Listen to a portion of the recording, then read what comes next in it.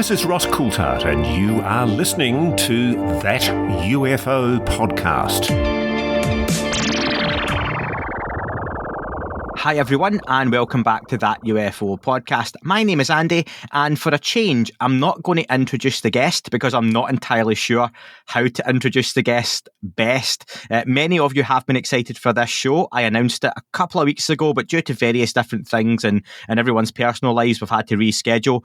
But I am delighted to welcome all the way from the hollowed halls of UFO Twitter and his own Substack account, I have Tiny Klaus, or Klaus. How you doing, mate? Hey man, how's it going? Good to be here. It's going well. It's good to have you on. People were very excited when I said you were going to come on the podcast, and albeit I think that was 2 months ago to the day almost that I said that was going to happen. But listen, here we are.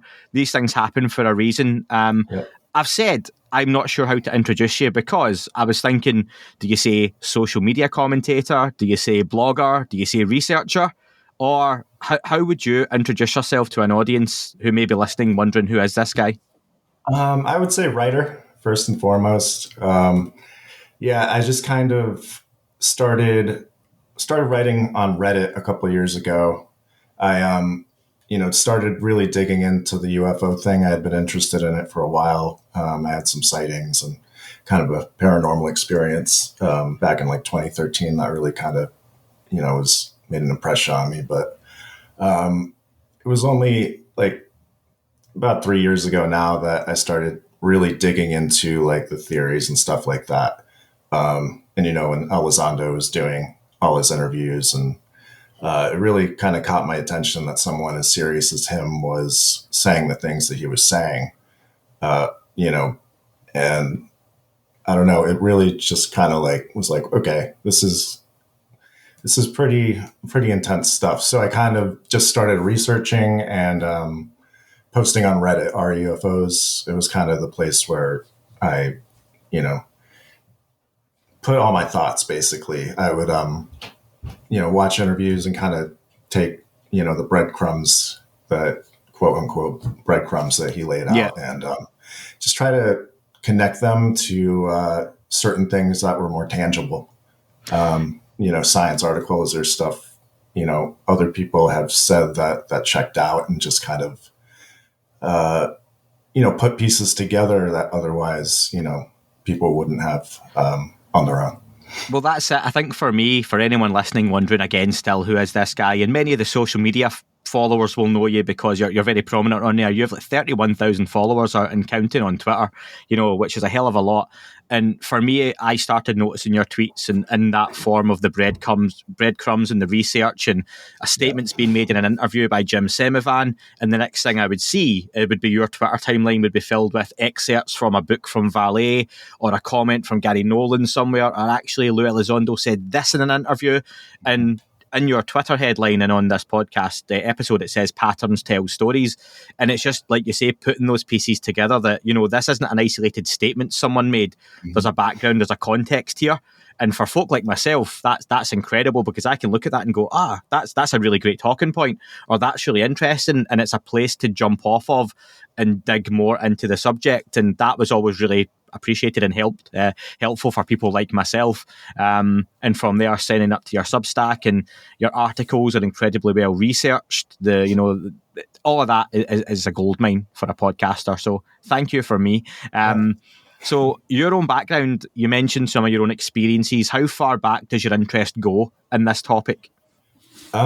So I guess back in high school, I was a quote unquote like troubled teen. So I went to a wilderness program, therapeutic wilderness program, and that was kind of my first sighting. Was in the woods there in Utah. And it was just kind of like a star moving in the sky. It got like big and kind of just shot off, and, one of those. And then, I kind of didn't think about it for a long time. Mm-hmm.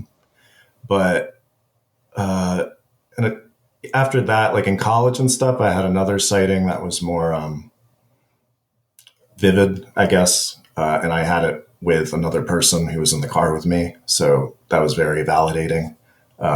In what way? It's kind of, Just that I had someone else, my roommate, was there, just to experience it with. We were driving home from a party, and it was a gray metallic disc with like really, neon green on the outside of the disc, and it kind of came down the windshield very slowly, so you could tell it was kind of far away. And then it kind of hovered there. It was about 500 feet away from the car, and then it just shot off. And then we just looked at each other, and it was like, what the hell? So that was kind of, an experience you have with someone else was much different than me just seeing something by myself in the sky, like wondering if I was, seeing things or something like that, like having someone else there to, kind of talk about it and just check to make sure you're not going crazy. Can I ask, because this interests me, whenever someone has an experience with someone else, what was the conversation like immediately after? Was it a conversation? Was it, let's put the radio back on and head home? Yeah, it was just like, what the F was that, and then just asking each other over and over, that was a UFO, right? Like that. I mean, it wasn't much more than that. Cause, and it kind of just turned into, we just watched Ancient Aliens all the time, and kind of got, into it like that, just still casual, but like I started looking up like, there's a face on Mars and that kind of thing, because that sounds like myself. That's yeah. So I'm like, let's dig into this a little deeper, but nothing past like, the YouTube videos that were the kind of rabbit hole theories. You go down the rabbit hole, you start looking up various links and tweets or YouTube videos, and I think for me it got to the point I was watching the Andrew Basiago videos of Mars jump rooms and him and President Obama as kids, going back and forward in time. And for anyone who's saying what, I've mentioned him before on this, but look up Andrew D. Basiago. I don't know that one. I have to check it out. That sounds wild. Yeah, his talks, I don't think he's done anything for a while due to ill health, but it was one of those like pinch of salt things. And if you listen to this and you believe what he says, fantastic. But at one point, he was due to be president in 2020, then 2022 or 24, whatever it was. The last couple of elections, he was due to be president in his claims, but the timeline changed. So it's one of those pinch of salt, incredible if true. But really, we would need Barack Obama to come forward and confirm that he did do this as a kid with this guy. But yeah, it was that deep rabbit hole for me growing up and watching this stuff and going, wow, imagine that was true. And then you find the Linda Moulton Howe stuff where she's talking about, I have this story from a Marine who, served under the ice of the Antarctic, and this is what they said's happening, and all that stuff that gets really deep. And we're going to go there. We're going to go to Atlantis soon in this conversation as well, through a mutual friend, if you want to call him that, a friend of everyone's, I suppose. But who do you look up to in this topic? Because you retweet and tweet and write about a lot of big names and big ideas. And being someone similar age to myself, who are some of the names you look at and go, these are the men, the women, these are the individuals that for me are worth listening to? Yeah. So like I said, when I was writing on Reddit, Elizondo was, he was someone that I trusted, and I still trust. Why? Why Lou?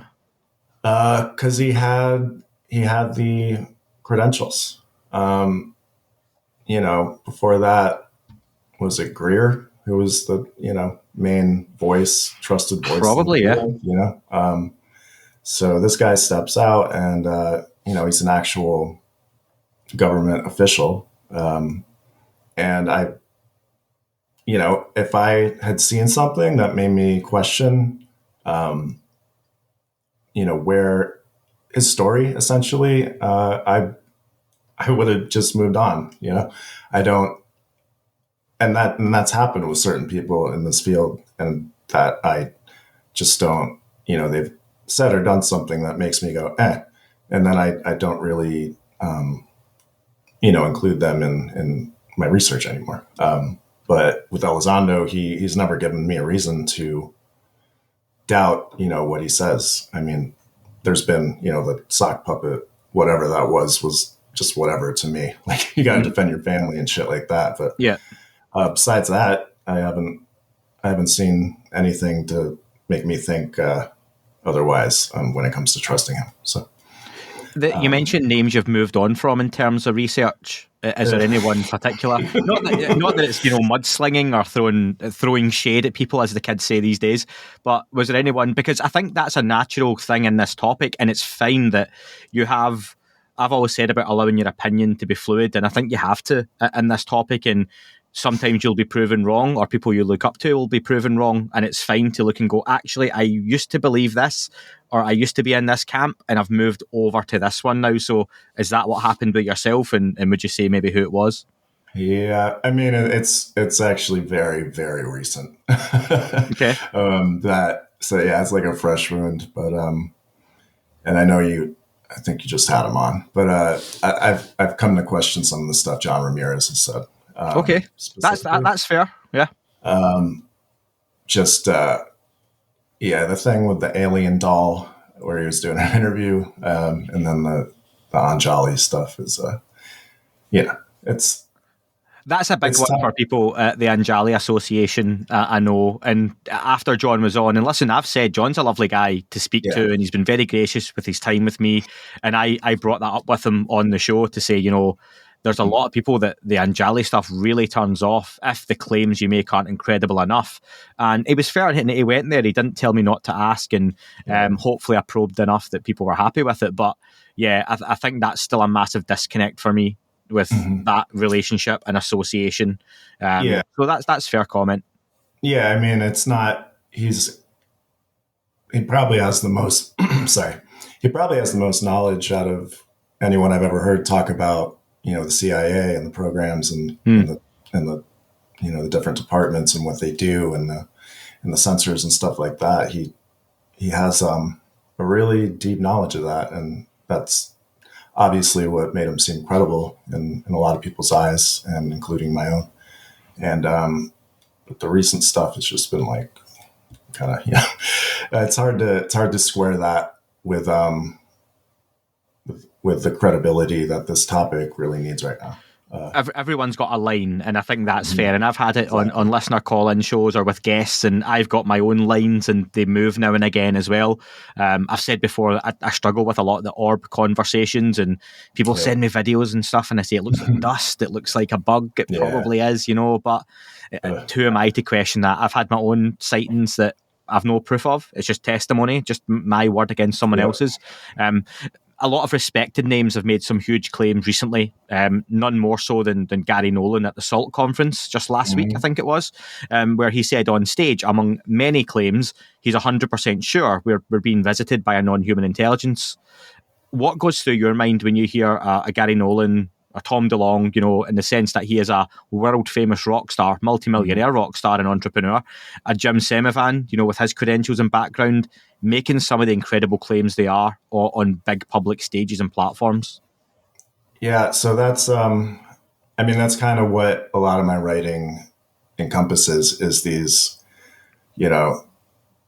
credible individuals, in my opinion. So that I can understand why people are skeptical about the claims these people are making, because they're huge. And, as of right now, there hasn't been, definitive evidence of a lot of these claims, basically. And, but I mean, it's, for example, Gary Nolan saying that at the SALT conference, that's a pretty serious venue. Especially for someone who is known, who's, he's invested in biotech companies, and, he works in that arena a lot. He's top 20 inventor at Stanford, which is that's part of the credibility, I think, that lends him. Like he knows what he's talking about. I don't think he would put that on the line.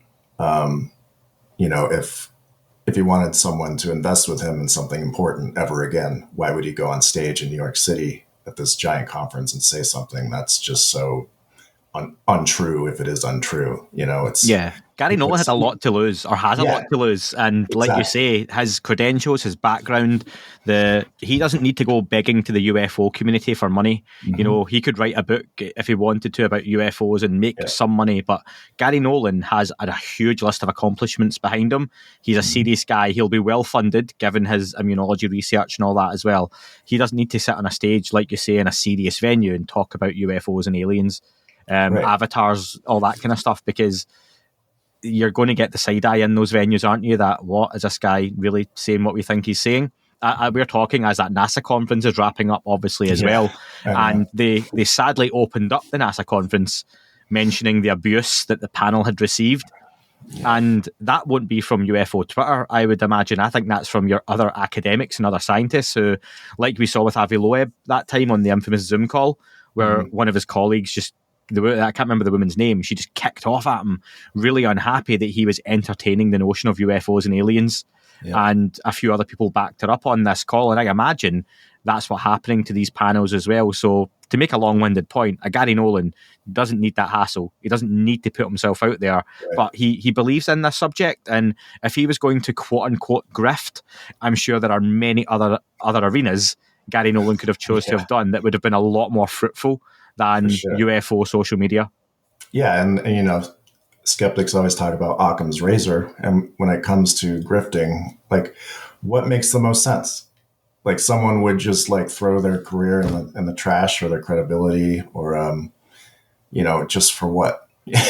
Just to talk about aliens on a stage in New York? Like, it just doesn't make sense. What makes sense is that there's something to this, and he's trying to tell people about it because he's been closer than anyone else has, and has the ability to actually understand, what's going on behind the scenes and try to communicate that. So I don't know. I mentioned Tom DeLonge, and you very jealously received a retweet and endorsement from Mr. DeLonge a while back. You've tweeted a lot of his stuff, though. I think it's safe to say you're somewhat of a fan of Tom's. That may be his music, but it also is his work in the UFO field. I'm sure, like many, there are sometimes things he's said or done where you've went, I don't know about that, and I'm going to ask you about Atlantis stuff soon, because I think that's some of his wilder conversations. But what draws you to Tom DeLonge and his statements? You mentioned Lou Elizondo, his credibility, his background, a Gary Nolan, the credibility of the background, and then you've got Tom DeLonge of What's My Age Again fame. Yep. So Tom, let's do a full disclosure here. He's like the reason I play guitar. He is, he's always been, a hero to me. Actually, I actually got to go backstage to at a Blink-182 concert back when in 8th grade, I think. And I got to meet Mark, but not Tom, unfortunately. So that was pretty cool. So I was definitely a Blink fan. I have always like loved his music and stuff. And but I got super pissed off when he started doing this UFO stuff and like quit Blink and all that stuff. So I kind of like didn't care about him for a while. Like, you're kind of a dick. Angels and Airwaves is okay, but whatever. I actually enjoy them, but and to be fair, if you ever look at some of Tom's tweets, 90% of the replies were Blink fans saying, will you please get back with Blink, will you please get back with Blink? So as much as his UFO statements were wonderful for anyone on UFO social media, 90% or more of the comments were angsty teenage fans or grown-up fans asking him to get back with Blink, and we've got that wish now. So but I can see why. And so that's also, and I was listening to Lou for a while before I kind of even took Tom's stuff into consideration. It's not like a fanboy of Tom and then latched onto his every word. It's like I kind of, took the more upfront, credible government official, like, okay, there's something to this. And then I kind of dipped a little bit into what Tom was saying. And then the whole story about him writing the first Sekret Machines book, and then, basically the CIA kind of freaking out and being like, who told him all this classified information? I'm like, oh, okay, there's something there. His advisors, knew enough to, guide him in certain directions where it caught the attention of intelligence services. So there's probably something to this, and he probably has people talking to him that are familiar with a lot of this stuff and what's actually happening. So that's kind of what gave him the credibility at first in my eyes, was who he was around, and the reaction to his book. And then obviously the biggest thing was the John Podesta email leak. Yeah, That he was proven to be in communication with really high up government officials about this stuff, and there was some sort of plan to get this information out. And obviously what's happened since then has been kind of a bummer, but those emails were pretty clear about what was happening behind the scenes with Tom. that was huge, the paper trail that came out from the WikiLeaks stuff. And do you know what, to be fair, nothing against it. John Greenwald, who I'm a patron of his, I've said that before, full transparency, I like a lot of John's work, don't always agree with him, and I said that to him when I interviewed him. But if that paper trail wasn't there would be huge question marks over Tom DeLonge's claims of who he was in touch with, and that sort of quashed that instantly, because you can question a lot of Tom DeLonge and his motives and his statements and what he's done and how he's done it, but you can't question that background, because that's all there for people to see, and that was quite a good thing for Tom. Are there any particular statements, to put you on the spot, that Tom made that really stood out or stand out to you as wow? Or even, like you mentioned, elements of the Sekret Machines book.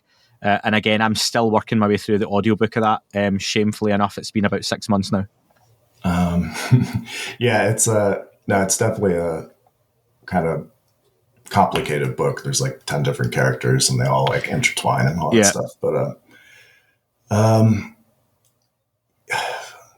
mean, specifically, I think the first book is pretty nuts and bolts, craft, programs, breakaway civilization, international conglomerates, intelligence, agents, assassinations, that kind of thing. Mm-hmm. But the second book is a bit more, out there. So that one's more hard to figure out what's real and what's not. It's harder to pick apart, the things that we might, seem, because a lot of it's weird. Definitely, like it goes into stuff that like Jacques Vallée talks about, where with the more like folklore type stuff, like fairy rings and pretty out there stuff. So I really do enjoy that. It's harder to, piece together in a comprehensive way, like relating to, the current UFO push and that kind of thing. Yeah. But I like entertaining those ideas. And again, that's kind of what I do, is I try to like figure out, how is this applicable? And it's not really applicable yet, at least with what we know in the public sphere when it comes to UFOs. But I like that kind of stuff more. But as far as what Tom says, I think, the concept of the Greek gods being a major part of the phenomenon. Essentially, it's the end of the first book, which I guess I'll kind of spoil for you. I was going to say, I kind of know some spoilery bits, but yeah. Mm-hmm. Yeah, well, essentially, it's, the Greek gods like left and their equipment was left here, and now we have it, and we're trying to reverse engineer it. And essentially, it's very ancient alien-y in that way. So that's kind of a very interesting thing you can dive into and make connections with. Do you think, taking that at face value then, that the Greek gods, as they're written and talked about in our society, that happened? Do you think Tom's taken something he's heard and put it out there? Or do you think there's a creative license used where Tom's heard or been told something along those lines, and he's basically made it, like many say about the Bob Lazar story, there's a lot of truth there, but a lot of BS. And if you just tell enough lies in with the truth, then you can get away with it. Do you think that's what Tom's done with the books, whether deliberate or not? Could be. You know, who knows? But I tend to think I tend to think there's something to it. But one of my articles I wrote, it kind of asks like, where does mythology end and history begin? Yeah. Like, why would they make all this stuff up just for, stories they're just stories, that like to tell, to teach morals and stuff like that. Which I guess is totally possible, but, why did they all of a sudden stop telling stories and start writing history as it was? Like it, I feel like, and then they found Troy, which was a myth forever. So it's it doesn't make sense to me why they would just be basing stories off nothing, I guess.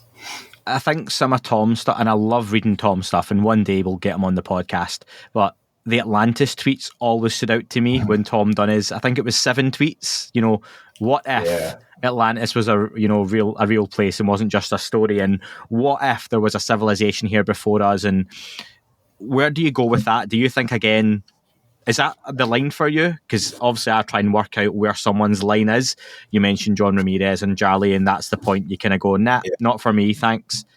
Do you buy into even that element of, is that what you're talking about with lore and mythology, that maybe this was real and the story just got lost or twisted down the line? Yeah, so I definitely entertain that fact. And it's a very almost dangerous line there with, the Nazis themselves were looking for like evidence of this lore. So it can get into really dark territory, and it's unfortunately tainted by that kind of thing where intentions are obviously pretty evil. When it comes to that, but it's I don't know. I think there's something to it, and I'm not gonna ever make any claims that where there's no evidence to back it up. But I think it's definitely fun to speculate and talk about. But it's, again, there's no evidence except for pretty like the ancient alien kind of thing. But I think Tom does it in a different way. It's more from a well-informed place. Yeah, so think about it this way, like that second book, right, was released, and Lou Elizondo was sitting at the table with him while he was signing copies of it. So it's like, obviously there's there's some sort of endorsement there from him in some way. It's just kind of, you got to look at it from like, okay, who is saying what about this stuff? Like I don't think Elizondo has ever directly contradicted Tom. I could be wrong, but he said he's kind of a bull in a china shop type of thing, but I don't think he's ever come out and said Tom was wrong on this. I think Tom might just say it in a more reckless way, but that's kind of what he does. So a bit of reckless abandon, one for the Blink fans there. Yeah, there you go. It just popped in my head. Yeah. Listen, a lot of questions came in, and there's a lot of things I want to follow up on with you. So JD on YouTube asked, one, to talk about your personal experiences with the phenomenon, and you've done that. JD, I think girl, so I'm going to say she, said you got a very informed mind. What do you think the phenomenon is? Is that something even yet in your research, your thinking, your writing, you've been able to put down in a few sentences or, a statement? What is the phenomenon? Yeah, that's, I have no idea. But, like I said, the kind of, I think it's something that we can't really understand right now. I think Jim Semiman says it a lot, that we don't have the ontology to even talk about it. And I think another way I like to think about it also is how Gary Nolan kind of described it as, we're the ants out in the garden, basically. Mm-hmm. And like, how do they communicate with us? Would they even want to? Yeah. Would they, create a little ant that looks like us and try to communicate that way? Would they, try to go through our sensory apparatuses or whatever, and electromagnetically try to communicate something to us that way? But yeah, I think it's so abstract from a human perspective. But I think they are trying to interact with us in some way that, let's just say, I don't think it's ET. that's you can kind of filter things out based on what you know, and that's kind of one of the things I'm leaning away from. So Yeah, I think of it more like everything on the table, and you start pulling stuff off. The more you learn. That's kind of my way of looking at it. First thing on that, would you completely remove ET from the table altogether in the UFO topic? Do you think that's something that needs to be taken off, or do you think there's an element of it? No, I don't think it needs to be taken off. I think it might be irrelevant. Okay. So say a life form evolved here, became intelligent, 1 billion years ago, and then took off because of a cataclysm or something. Yeah. And then we grew up like here as humans, and now we are quote unquote top of the food chain. Mm-hmm. And then they come back, and they've been living on another planet this whole time. Is that ET? So that's kind of it might not matter, this categorization we try to put on this stuff. I think it's probably more complicated than aliens or not. I think you see that in your writing and your articles, where it's a lot of crypto-terrestrial stuff, and yeah. That's a fun one. That's up there for me too. It's definitely interesting. So let's just talk about that now. Anyway, what do you make of the crypto angle? And that's what you're talking about. And for you, for anyone listening, again, people newer to the subject might be listening to this podcast for the first, second, third time and be introduced to you. What is a crypto-terrestrial? See, that's the thing is with these definitions, it could mean something different.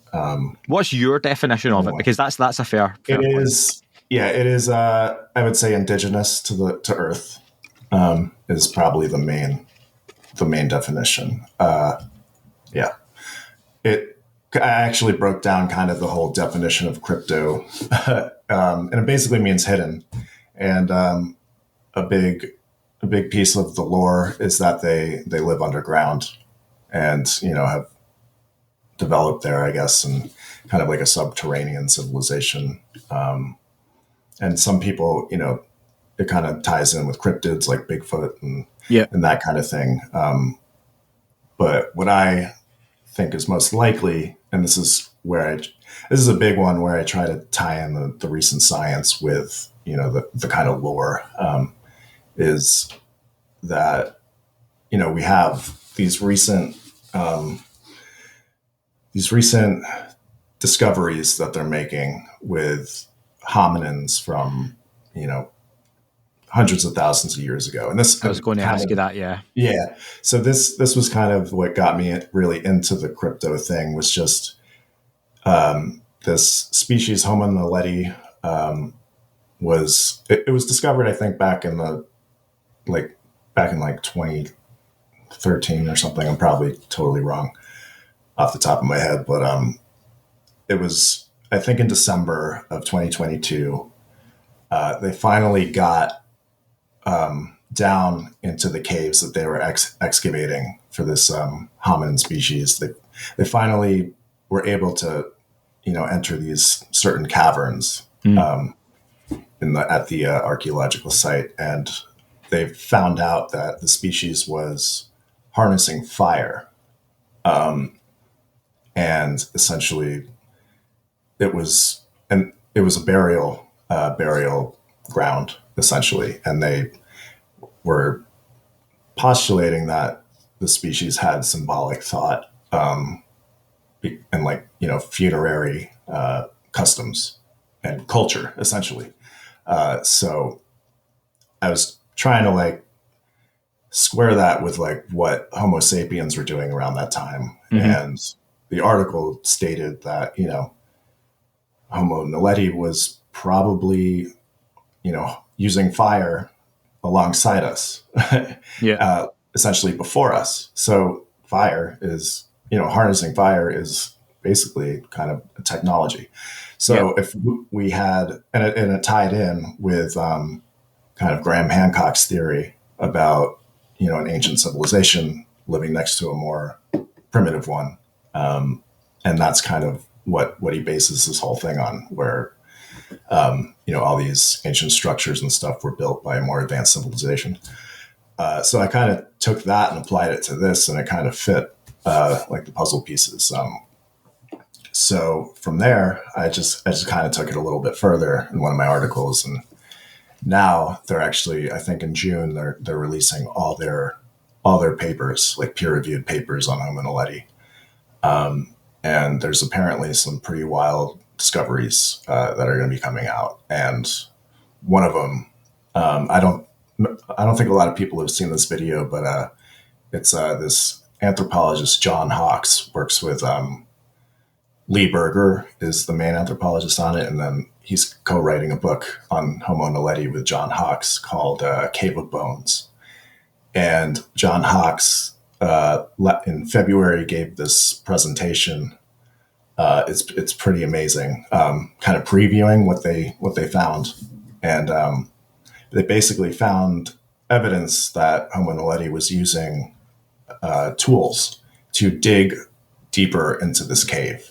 They were using fire to light their way and digging deeper into this cave, using tools that they made. So if if that's not kind of like the start of a book on crypto-terrestrials, I don't know what is. Yeah. So it's kind of those kind of patterns are like, what is possible when you extrapolate it from here? That's kind of where my thoughts go. So for me, I can see that. I can see that there was another civilization alongside us, another type of humanoid, whatever you want to call it. Sorry, my dog's barking. No, that's all right. Get him involved. But how, or can you get from there, where something else potentially left, or some people would say it was still here, whatever that may be, to the idea then that there is this other, which is manipulating us and using, Tom DeLonge's talked about, the power of love and being jealous of us having a soul. Is that not then another offshoot of the whole conversation where something else is involved in this, or do you think that's related to these other civilizations that could have been around maybe just before us? It could be.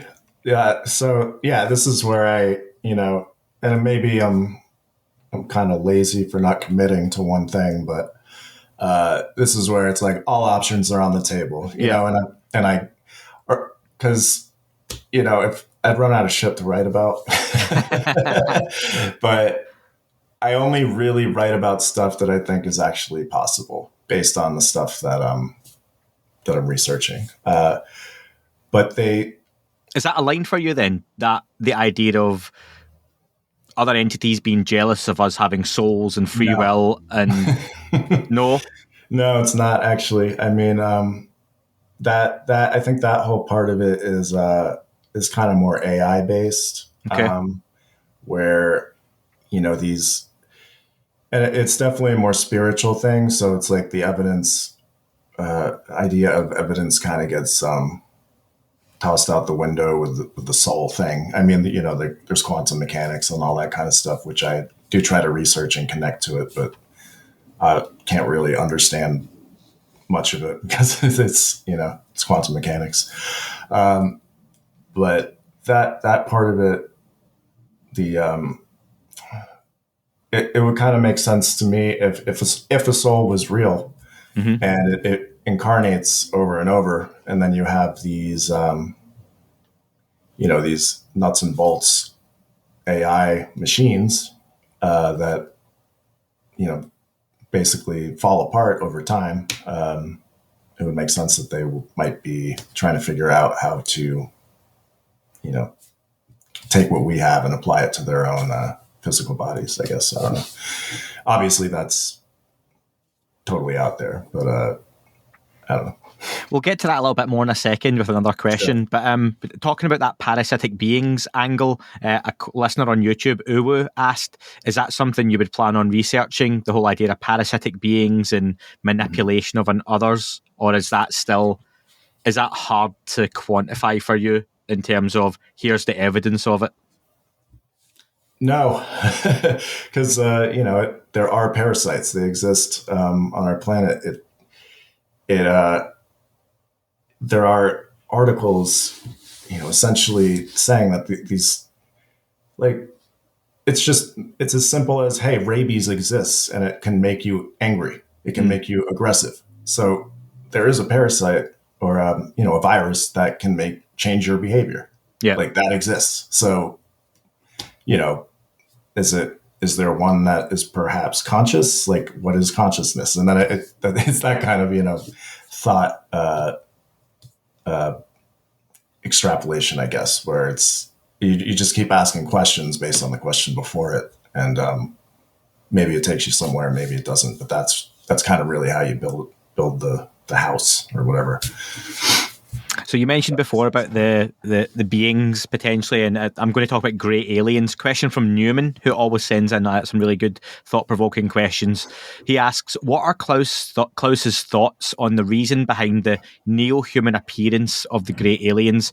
And he adds, specifically, what do you think of Dr. Michael Masters' future time-travelling human hypothesis versus Richard Dolan's speculation and alien agendas that instead, an abducted ancient human group was evolved by non-humanoids as intermediaries to conduct work on Earth, versus the crypto-terrestrial hypothesis?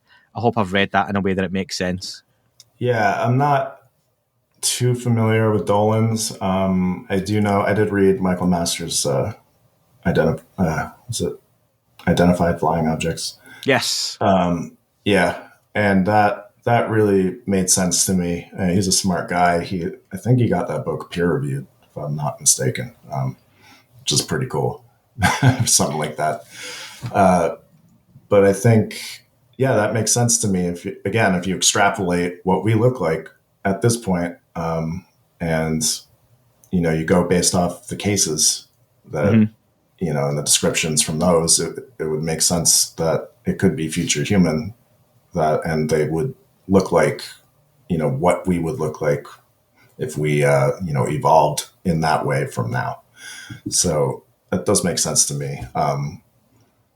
I think when it comes to grays, the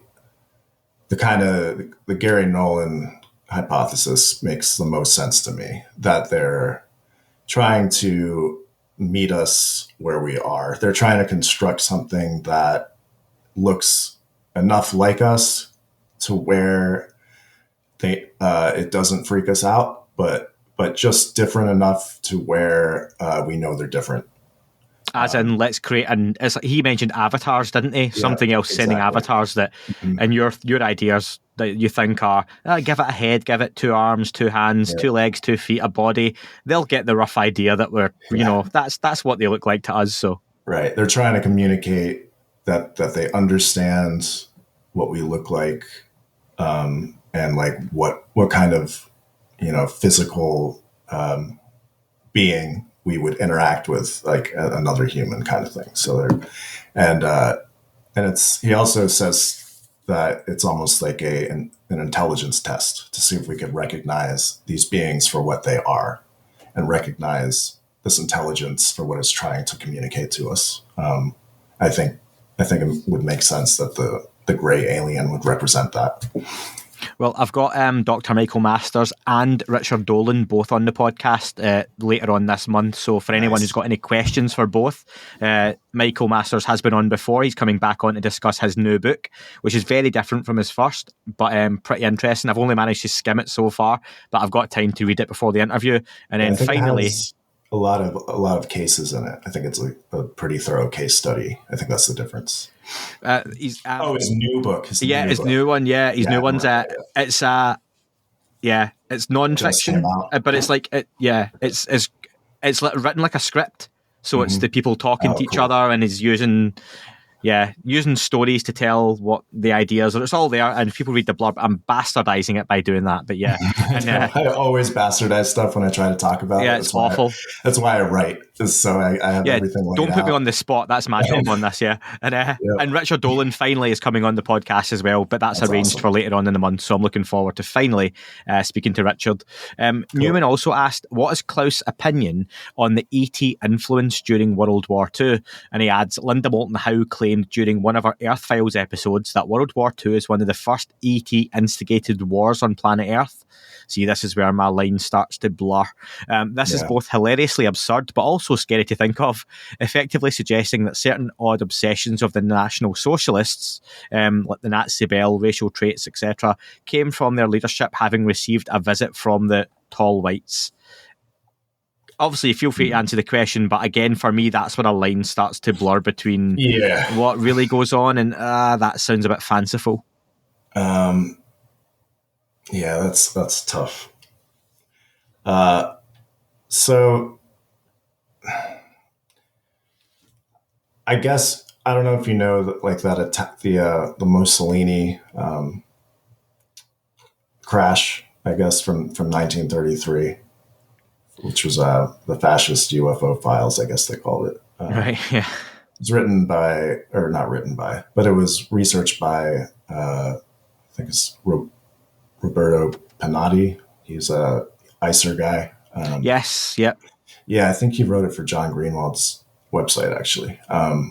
But essentially, and I think Chris Sharp touched on it too. But yeah, do you know what? I had reached out to Roberto, I think through Philip Mantle, to potentially come on the podcast at some point because he'd written on the Italian. Yes, that's where I know it from. I think he's got a case book on Italian UFO history. So yeah, it's a really interesting case, and I think if you're really going to dive into that's kind of where you have to start. Is in 1933. Apparently, there's some cables or telegraphs between Mussolini's cabinet and about a crash saucer. So that's kind of where, like, a lot of people say it starts, rather than like Roswell or Trinity.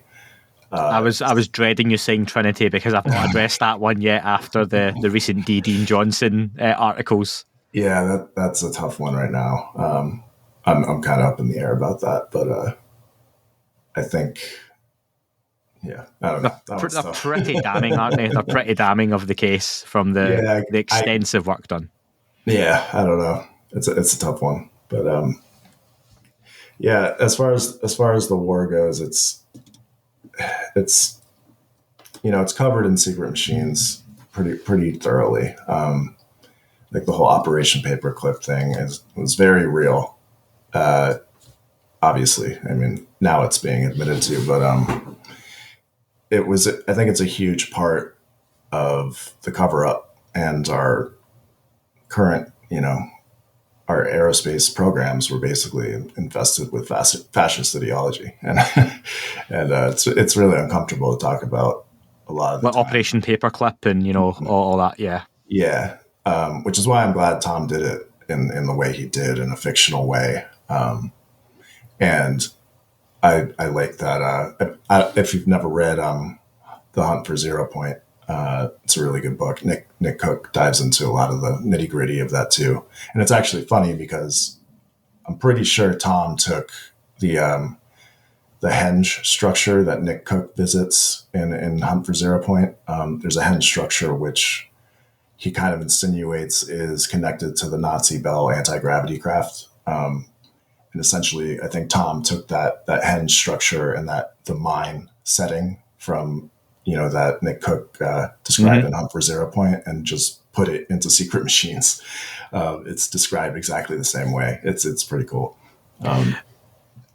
Going to follow on with Dave Smethurst asked a lot of questions, and Dave, I'm going to keep some of these for hopefully Klaus coming back on in the very, very near future to do a follow-up, because I have a ton of stuff still to get through. That's good, But Dave asks, what does Klaus think of the idea of a regular cataclysm cycle on Earth? If yes, do you think the government knows? Do you think so the occupants of the UAP know? You maybe touched on that a little bit before when you mentioned a civilization getting away because of a cataclysm. Are they collaborating to save us? And would this explain the UFO secrecy? Yeah, so that's a really interesting subject, is the cyclical cataclysm thing. And it kind of ties in with time, and what is time? Is it linear? Is it circular or cyclical or whatever? But I think it's definitely a possibility. There's, this is all speculation, obviously, and it's tough when you're not a scientist to kind of hammer this stuff down in a way that like people would take seriously. I mean, I'm not in anything, and here I am talking to all people like yourself about it. So, too, yeah, me too. But I think it's definitely an interesting theory. I think it's been talked about a lot by, Tom has said, civilizations kind of rise and fall potentially in cycles. Maybe this is all just a test or, some sort of experiment that starts over every however many 10, 12,000 years. And, maybe someone figured that out and figured out how to get off in time, and chilled out somewhere else while it went down, and now they're coming back or something like that. I don't see. So wait a second. So you're saying that someone else, the previous civilization, could have potentially figured out that there was a cycle of cataclysms and let's get off before the planet blows up this time, or the ice age happens. Would that then suggest that there was something else causing the cataclysms, or that those occurred naturally? Yeah, it could occur naturally. Again, I'll quote Tom. He says it all the time. He says it has to come out because it's nature. And I kind of connect that to perhaps cataclysms of some kind. If it's just naturally happening, say like Planet 9 or whatever, comes around every once 12,000 years or so and rips off the Earth's magnetic field, and everything gets completely screwed up, and everything starts over. What can we do about that? That's just nature. It's but yeah, that's kind of what I was thinking, that maybe an older civilization figured out when that planet was coming, or when whatever happened, and got off, and like come back, basically. And that kind of ties in with the Greek god thing that Tom says, that they left before a cataclysm and hung out at an outpost in the solar system. So that kind of jives with what he says too. So who knows? I want to. Well, I mean, someone hopefully knows, but yeah. It's fun to talk about. I want to hopefully make this not your last appearance, and get you back on soon to dive into more specific areas and a bit more detail. So to start wrapping up, what right now is happening that's got your most interest? So like literally today as we're speaking, the NASA conference is wrapping up, which has actually seemed, I don't know if you caught any of it, but from what I managed to see, it was a lot more positive than I expected it to be. And that seems to be a lot of the consensus from a quick look on the socials as well, that people are going, okay, this might actually have something to it. It might have legs. You've got your Gary Nolans talking about, stuff to come, whistleblowers down the line, or witnesses, as Stephen Bassett said. God forbid I called them whistleblowers. He wasn't happy with that one. Oh, right. Yeah. What's on the horizon for you that you're most looking forward to as such? Hopefully not a cataclysm. Yeah, right. I don't, there's a lot of chatter about the summer, so whatever that is, I guess. That's I guess whistleblowers are the main rumor. But yeah. What do you see? And I asked Dan this last week on the breakdown show. Realistically, what is the best case scenario then for you coming out of the summer? Where do you think we realistically could be? There would probably have to be someone on the record who, had proof that they worked on one of these programs, these crash retrieval programs. That would be cool. Another interesting thing I think people should look out for was actually what Gary Nolan announced at that SALT conference, which was a 501c3, I think it's called. An organization where he's going to try to actually, get donations and, fund, write grants and fund some actual research on this stuff. And he's talked in the past about writing papers on more out there stuff like remote viewing and that kind of thing. And so if they actually kind of get funding for, the more out there stuff, that would be really cool to see start take shape. Just this NASA thing was, huge, just symbolically and just for academia in general, just taking it seriously. The content I have problems with, but they're wondering why there's stigma when it's been 80 years of this shit. It's like, you're the public face of this. Like you should know. But that's what I think is really important though for the UFO community is that these people they're like we want to start from ground zero, and then they spend 30 minutes asking where ground zero is. So it's kind of like. You need help. You need direction from people who've been studying this for a while. And I've only been doing it for, not that long compared to a lot of other people in the community. So there's only so much they can do on their own without, being told where to look, essentially. But yeah, there's a lot of talk about like needle in the haystack, and we don't even know what the needle looks like or that kind of thing. It's like, okay, so then ask someone who might be able to help, basically.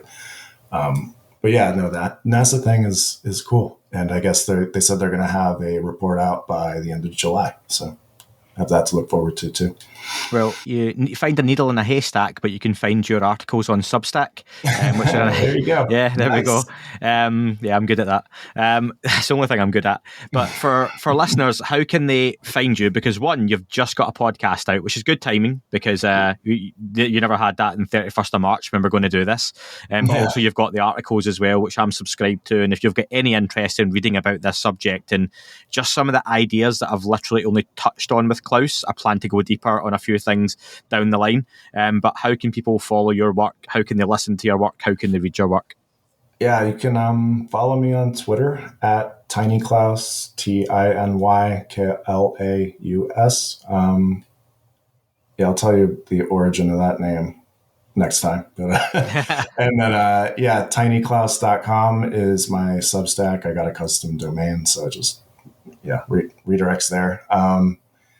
And then I'm doing a kind of podcast thing, I guess. I'm just throwing it out there right now and seeing what the interest level is and, seeing if I can handle it, first of all. You got a full-time job and writing all this stuff. But, that's, it's called Patterns Tell Stories, and it's on Apple Podcasts, Spotify. It's just a small project right now, but we'll see what happens, I guess. Yeah. Well, listen, you mentioned you've not been doing this in the grand scheme of things for too long, so we can consider you new blood, a new voice, a new face in the topic, much as myself or Dan, Chris Sharp, sorry to leave out so many others, Vinnie Adams and Graham Rendell have been in this subject in recent years. And there's so many more people within that as well that there are people that have done this for decades and decades and decades and have laid so much groundwork, and people need to carry on that work in whatever way the conversation goes. So your contributions have been massive so far for someone like myself, and I know many others. So thank you for doing the work you do. It's good, it's appreciated, and it leaves food for thought, which I really enjoy in this topic. And you can read it and go, I like that, I agree with it, I don't agree with that, but it makes you think. And that's always necessary, and you don't force those views or opinions on other people that this is definitely right and this is why. It's just, here's something I thought, here's what I've researched, here's what I'm putting out there, and go make up your own mind. So I think that's a really good way forward. Yeah, I don't think there's really any other way to do it. I have a hard time when people say definitively, this is what it is. It's like, how do you know that? You don't know that. My next podcast is how Klaus is wrong. I'm going to be I was going to drop in a 5-parter next week. Perfect. Yeah. No, it's an honor to be on here. You were the first guy I listened to in the podcast world when it came to this subject. God help you. I love your show. Actually, man. start the bar low and work your way up. That's probably a good idea. So yeah. But no, it's been good having you on, and sorry it's taken so long. A lot of people have asked me about this several times, about when is Klaus coming on, when's he coming on, but it's done, it's here, and hopefully this is just part one of several more at least to come. So yeah, go check out his work, and thanks for joining us, Klaus. That is all for this week's show. Thank you very much for listening. Please remember to leave the podcast a review on your chosen platform. You can like, retweet and subscribe. That would all be very much appreciated. The shows are being uploaded onto YouTube as we speak more and more. You can sign up at patreon.com/That UFO podcast to access the shows ad-free as well. Please get in touch on Twitter, Facebook, Instagram, That UFO podcast. Of course, on Twitter, it's at UFO UAPAM. And again, folks, as always, keep looking up. You never know what you might see.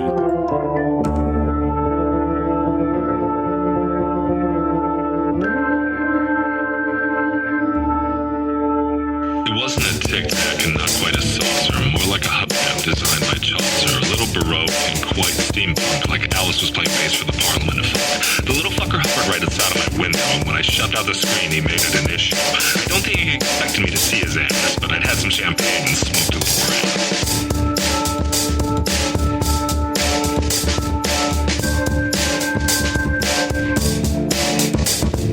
Meditative game of state full on meta. I can't imagine how it could have been any better. I got to the top of the stairs and there he was. Like, you awake? I was about to abduct you, cuz.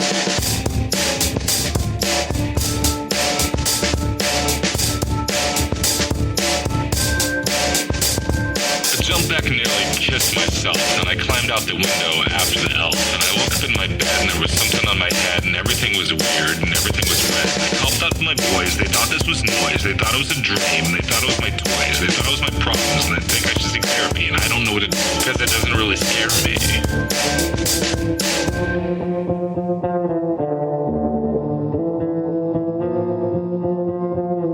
If you really want to know who I think may be, I think it's you and me and us and we and him and her and that and she and that thing over there and what's that, Jake?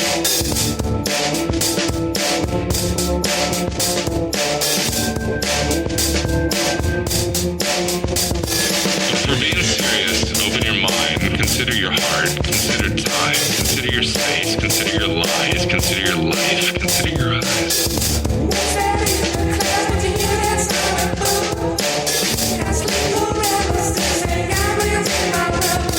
It wasn't a tic-tac and not quite a saucer.